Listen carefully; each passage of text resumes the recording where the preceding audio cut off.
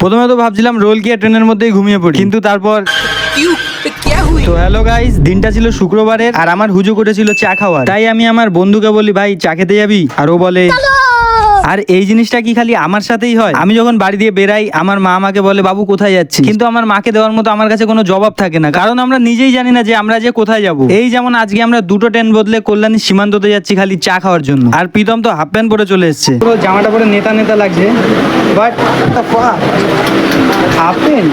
কিন্তু যাই হোক, তারপরে আমরা নামি কল্যাণী সীমান্ততে, কিন্তু আদেও জানি না এখানে কোনো চায়ের দোকান আছে কি নেই। তাই রাস্তায় কিছুক্ষণ ঘোরাফেরা করে আমরা একটা রোলের দোকান দিয়ে দুটো রোল কিনি, আর যেই ট্রেনে করে এসেছিলাম ঠিক সেই ট্রেনেই আবার উঠে বসে পড়ি, কারণ এটা করেই বাড়িতে যাবো, চা পরে খাবো। কল্যাণী সীমান্ত লাস্ট স্টেশন হওয়ার জন্য ট্রেনটা অনেকটাই ফাঁকা ছিল, তাই আমি খেতে খেতে শুয়েও পড়েছিলাম কিছুক্ষণের জন্য। তারপর ট্রেনটা আমাদেরকে হালিশহরে এনে ফেলে দিলে আমাদের আরেক বন্ধুর সাথে দেখা হয়, আর আমরা আসি চা খাওয়ার জন্য। আর তোমাদেরকে অসংখ্য ধন্যবাদ লাইক না চাইতেও লাইক দেওয়ার জন্য। শুধু রাত্রে একটু খাই।